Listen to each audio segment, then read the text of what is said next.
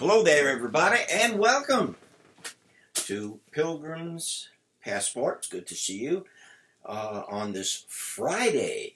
Wow, Friday, towards the end of April. Looks like I'll be able to be in the pulpit this Sunday.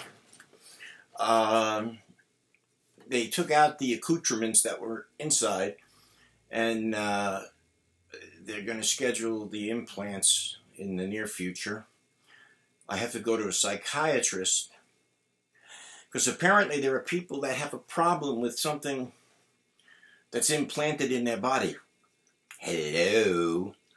So anyway, never had that problem. All right, let's get back to the book of Job. Oh, wait. You gotta get this stuff done. Okay? And write me. Let me know if you're listening to these programs, reviewing these programs. Okay? Pilgrim's Passport. And we're going to get you stamped in here. And you will cross the boundaries into the world of biblical knowledge. You're in. All right. We last left off in the book of Job. I think we're up to this guy Zophar. Then Zophar, chapter 11. Then Zophar the Naamathite replied, "Are all these words to go unanswered, Job? Is this talker to be vindicated?" Mind you, these are his friends. "Well, will your idle talk reduce others to silence? Will no one rebuke you when you mock? You say to God, 'My beliefs are flawless and I am pure in your sight.'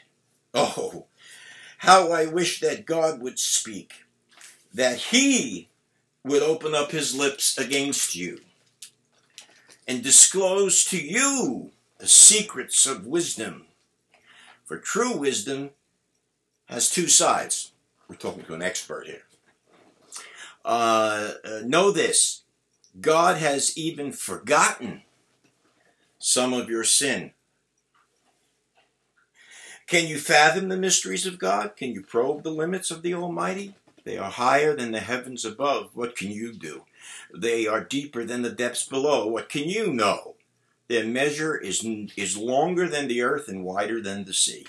If he comes along and confines you in prison and convenes a court, who can oppose him?" Then just cut right down to like verse 19. "Look, you will lie down, no one will make you afraid, and many will court your favor, but the eyes of the wicked will fail, and escape will elude them. Their hope will become a dying gasp." All right, so this is Zophar, chapter 11. Pretty horrendous so far, don't you think? And this is the little thing here. If you go into chapter 12, basically, Job says, verse 7, "Ask the animals, they will teach you, or the birds in the sky, they will tell you, or speak to the earth, and it will teach you, or let the fish in the sea inform you. Which of all these does not know that the hand of the Lord has done this?" And so forth and so on. Like I said, I expect you to be, reading up on this stuff ahead of time. Like, for example, we should be going into chapters 14 and 15 by, say, Monday, with the weekend coming in. So anyway, it's based on Job chapter 12, verses 7 through 10. It's called Obviously. In his longest response to the criticism of his friends, Job continued to reject allegations that his sin was to blame for his suffering. Instead, he reminded them that their self-righteous analysis failed to account for calamities that befall faithful followers of God, as well as for the prosperity of those who purposely carry out evil.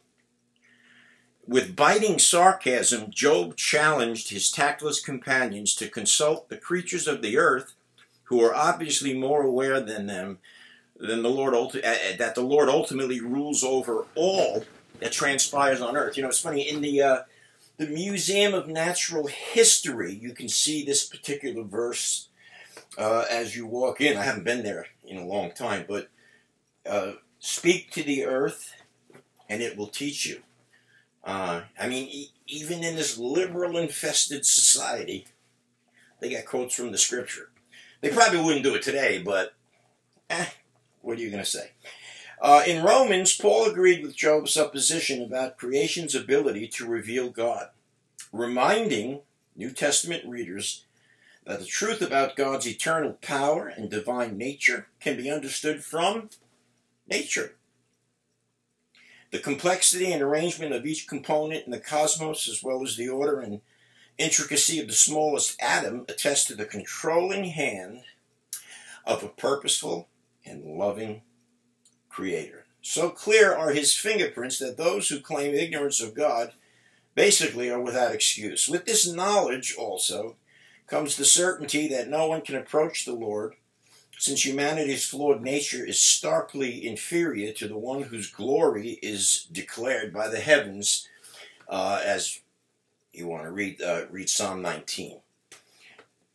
Then it goes on to say, while everyone can learn about God's characteristics from the natural world, the separation caused by sin necessitated the sacrifice of Jesus Christ to build a foundational bridge which makes knowing God possible at all.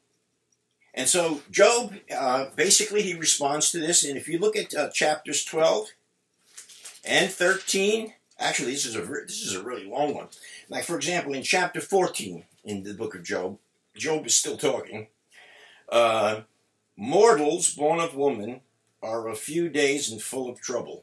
This is in every minister's funeral manuals, because it happens to be true, you know. I mean, you can lead a charmed life, so as they say, and but eventually, some suffering is going to come upon you. And again, that is why I caution everybody with this belief in the health and prosperity gospel that you got to be very careful with this, because a verse out of context seems pretty solid, you know. By his stripes we are healed. And Peter quotes that, and there's even a reference about the physical healing of Peter's mother-in-law. But the context talks about the soul's healing. Peter's mother-in-law got sick again one day and died. I mean, it's just, it's the escape from reality that concerned me about people in this particular movement. There are millions of them. And see, you don't see the turnover. You don't see the failures. You don't see the shtick that goes on in all these places. Now, like I said, I am not going to say who is and is not a Christian, a false prophet, whatever. I have my doubts about some of them, but I'll let the teachings or the errors thereof speak for itself. And so he goes on, mortals born of woman. A person's days are determined. You have decreed the number of his months and have set limits he cannot exceed. Basically what Job is saying is basically your life, you're mortal. Now you are mortal. And the living know, as it says in Ecclesiastes, the living know that they will die. So look away from him and let him alone till he is put in his time like a hired laborer. At least there is hope for a tree. This is another famous verse. At least there is hope for a tree. If it is cut down, it will sprout again, and its new shoots will not fail. Its roots grow old in the ground, and its stump may die in the soil, yet at the scent of water it will bud and put forth shoots like a plant. But a man, now here we go, you're going back to 2,000 years BC plus, and what was man's attitude towards death? Believers. There are some who say that there is no hope about death. Even so-called believers do not believe that when you die, you go immediately to be with the Lord. It's called soul sleep or annihilationism. You're free to believe that. It's not a heresy, by the way. I mean, if you want to believe that, you're free to believe it. There's nothing that says you have to believe that when a believer dies, they go to be with the Lord instantly. Although the very words themselves are so convincing, I don't know how people get around it.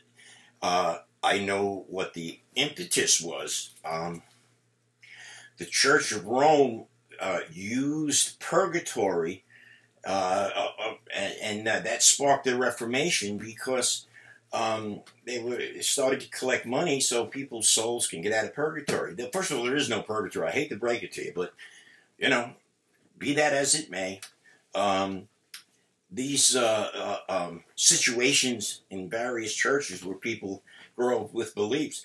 But in Catholicism, as I was reared, it teaches that you do go to heaven if you are a good Catholic, if you are a baptized Catholic, and you're up to date with the Eucharist and confession and all that. I don't think it's necessary for salvation, but that's just my opinion. You follow what your heart wants to follow, and God will sort this stuff all out in the end after us. But the Catholic believes, yes, you go to heaven.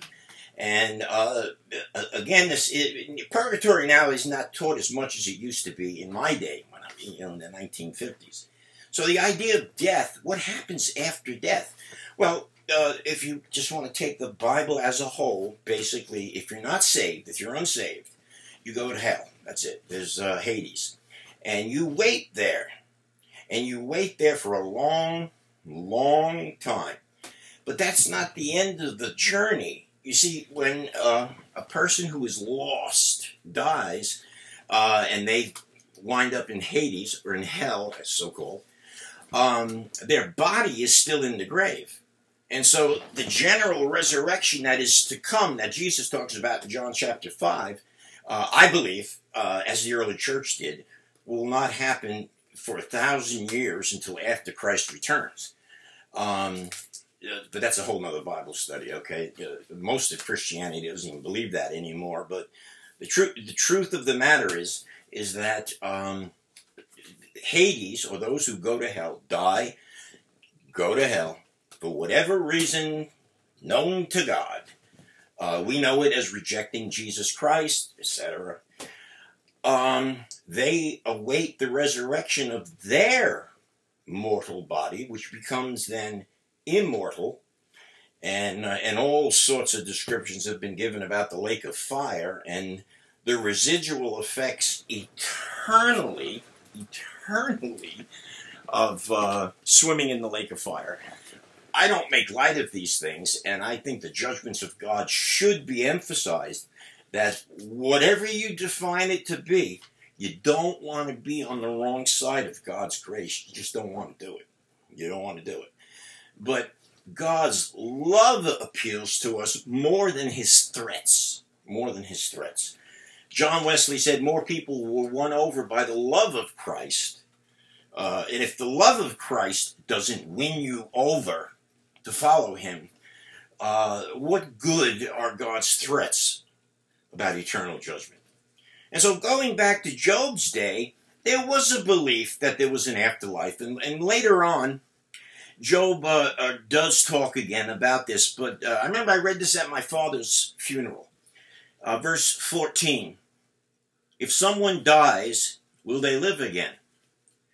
All the days of my hard service, I will wait for my renewal to come, or release. So that's a very interesting perspective right there on the belief of even the earliest believers, so-called, that somehow, some way, they knew there was much more to it than this life. And in many cases, you'll see the person dies and they went to be with their fathers, that kind of stuff. But the belief has been firmly established in the immortality of the soul. All right, next time, we're going to pick up at Eliphaz, chapter 15 in the book of Job.